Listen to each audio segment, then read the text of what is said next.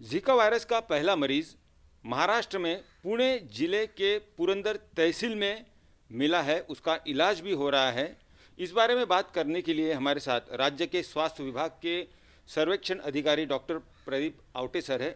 उनसे बातचीत करते हैं क्या कुछ कदम उठाए हैं सरकार ने और इसका प्रादुर्भाव रोकने के लिए क्या ये बहुत ज़्यादा चिंताजनक विषय है, इस बारे में बात करते हैं। सर क्या कहेंगे, जीका का पहला मरीज पुणे में मिलना, वो भी पुणे के ग्रामीण इलाके में, कितना चिंताजनक है? ये पहली बार है कि महाराष्ट्र में झीका का जो विषाणु है वो पाया गया है। जैसे कि भारत में इससे पहले अगर हम देखें तो इस साल ही केरल और तमिलनाडु में और उसके पहले राजस्थान, मध्य प्रदेश और गुजरात में भी ये पाया गया था। तो कहने का मतलब ये है कि कोई भी अगर डिसीज़ पहली बार मिलता है तो एक कंसर्न तो होता ही है। और ख़ास करके झीका को लेकर अभी जो पुणे के ग्रामीण इलाकों में जो बेलसर नाम का गांव है, वहाँ एक मरीज झीका का पाया गया है। हमारी जो टीम है स्टेट की रैपिड रिस्पांस टीम, उन्होंने इस गांव को विजिट भी किया है और हमने ये पाया कि बेलसर में कब लगभग जुलाई के पहले सप्ताह से कुछ बुखार के मरीज मिल रहे थे। और उसके साथ कुछ सैंपल लोगों ने नॉर्मल सर्विलेंस में भेजे थे, तो उसमें चिकनगुनिया पाया गया था। उसके बाद एनआईवी की जो टीम है, उनके जो टीम लीडर है आर्बोवायरल्स डिपार्टमेंट के डॉक्टर योगेश गुरव, तो उनकी भी टीम वहाँ गई थी। तो उन्होंने कुछ सैंपल लिए थे।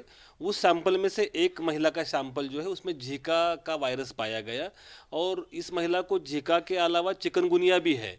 तो कहने का मतलब यह है कि अभी बेलसर में जो आउटब्रेक है उसमें तीनों बीमारियां पाई गई है। यानी कि लगभग 21 लोगों को चिकनगुनिया है, 3 लोगों को डेंगू है और एक को झीका है। तो ये एक तरह से एक मिक्स्ड आउटब्रेक हमने बेलसर गांव में पाया है। चिंता करने की कितनी बात है। और अगर वहाँ पे बाकी के मरीज अगर पाए जा रहे हैं जैसे कि चिकनगुनिया के हैं, तो उनमें भी ये लक्षण बाद में आ सकते हैं क्या? इसके जो विषाणु है वो उनमें भी पाए जा सकते हैं क्या? नहीं, देखिए, अभी ये जो चिंता करने की कोई बात नहीं है, इसलिए मैं कहता हूँ क्योंकि झीका जो है ये आम तौर पे काफ़ी माइल्ड डिसीज़ है। अगर हम 100 केसेस हमें झीका के मिलते हैं तो नियर अबाउट उसमें से 80% लोगों में कोई सिम्टम नहीं होते, यानी कि वो असिम्टोमेटिक होते हैं, लक्षण विरहित मरीज होते हैं 80%। और जबकि 20% लोगों में बहुत ही माइल्ड फ्लू लाइक सिम्टम्स रहते हैं, जैसे बुखार आना, सर दर्द, बदन दर्द, जॉइंट पेन या शरीर पे रैशेस उठना, कंजंक्टिवाइटिस। तो इस तरह के सिम्टम्स पाए जाते हैं। ये डिसीज़ जो है वो बेसिकली सेल्फ लिमिटिंग है। कहने का मतलब ये है कि अगर दो से 7 दिन में ये ठीक हो जाता है और ठीक होने के लिए कहीं भर्ती होने की या कोई विशेष दवा लेने की ज़रूरत नहीं पड़ती। बस रेस्ट ले ले, अपनी जितनी ज़रूरत है उतना पानी पी ले ताकि आपका हाइड्रेशन ठीक रहे। और अगर बुखार या मामूली सर दर्द या बदन दर्द है तो जिसे हम कहते हैं कि पैरासीटामोल जैसी गोली ले ले, तो बस इतने से काम चल जाता है। अभी भी जो महिला पाई गई है जो कि पहली मरीज है झीका की महाराष्ट्र से, वो बिल्कुल ठीक है, तंदुरुस्त है, वो अपने अपने खेत में जा रही है, अपना काम कर रही है। हाँ, एक हफ्ते पहले उसको बुखार था, जॉइंट पेन थे, लेकिन आज की तारीख में वो बिल्कुल सही है। डेंगू भी है, चिकनगुनिया भी है और झीका भी है। एक ही गांव में 3-3 डिसीज़ कैसे आ गए? इसीलिए काफ़ी लोगों को आश्चर्य लगता है या चिंता भी लगती है। हम समझ ले कि ये तीनों डिसीज़ जो है एक ही मॉस्किटो से फैलते हैं। एडिस इजिप्टी मॉस्किटो जो है या मच्छर जो है, इसी मच्छर के काटने से ये तीनों बीमारियां होती है। और ये मच्छर वहाँ पनप रहा है क्योंकि ये मच्छर जो है वो फ्रेश वाटर में पनपता है, पैदा होता है। और वहाँ गांव में कुछ टेक्निकल रीज़न की वजह से उनकी जो वाटर सप्लाई स्कीम है, वहाँ हर 3 दिन के बाद पानी आता है। तो क्या होता है कि लोग फिर पानी जो है वो स्टोरेज करते हैं।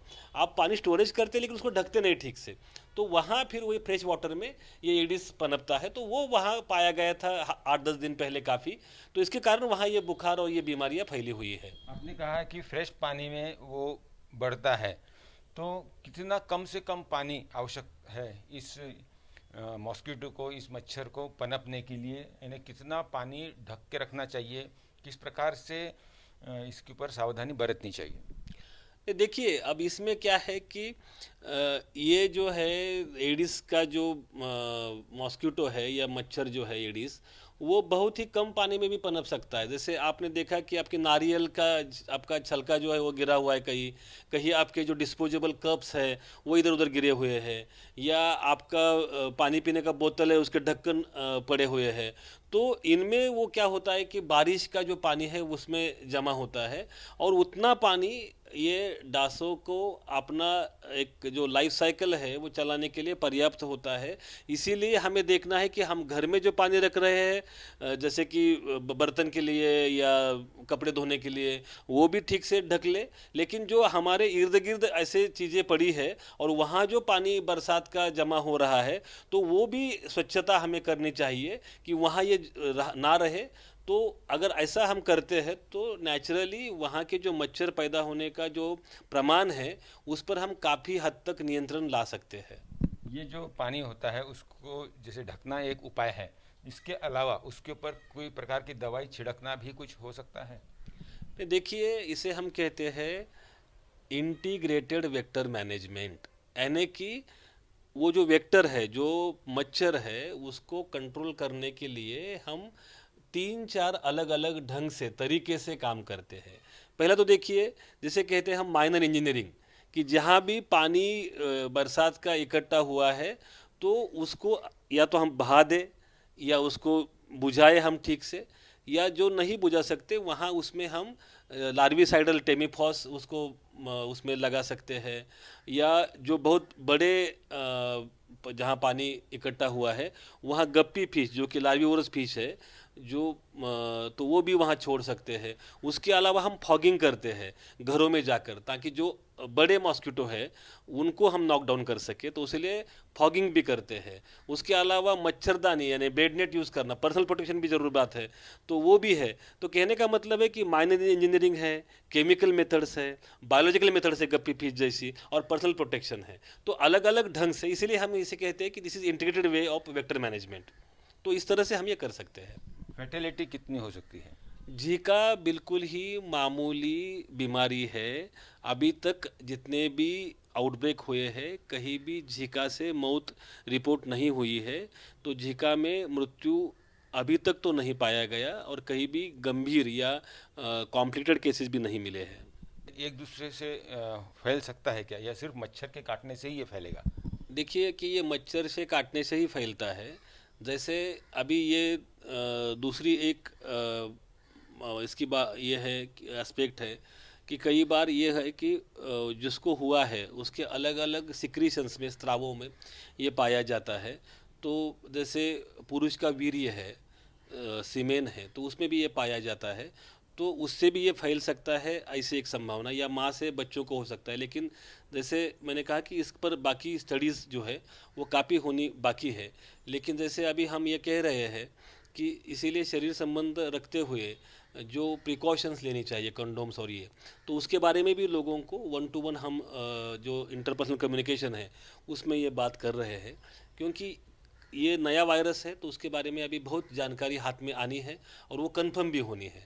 लेकिन जो भी ऑब्जर्वेशंस है उसके अनुसार हम वहाँ लोगों के साथ काम करके ये वहाँ फैले ना, इसके लिए ज़रूरी कदम जो है वो उठा रहे हैं। यहाँ पर आपने सुना कि राज्य सरकार पुरजोर कोशिश कर रही है, हर वो एहतियातन कदम उठाए जा रहे हैं ताकि लोगों को सतर्क किया जाए और इस जीका वायरस जिसका पहला मरीज राज्य में पुणे ज़िले में मिला है उसको और फैलाव ना हो उसका, इसलिए लोगों ने भी अब सामने आकर सरकार के साथ कदम से कदम मिलाने चाहिए और ये जो मच्छर का फैलाव है उसका जो बढ़ने का प्रमाण है उसको रोकने के लिए हर वो कदम उठाने चाहिए जो राज्य सरकार ने बताया है। पंकज खेलकर, पुणे, आज तक।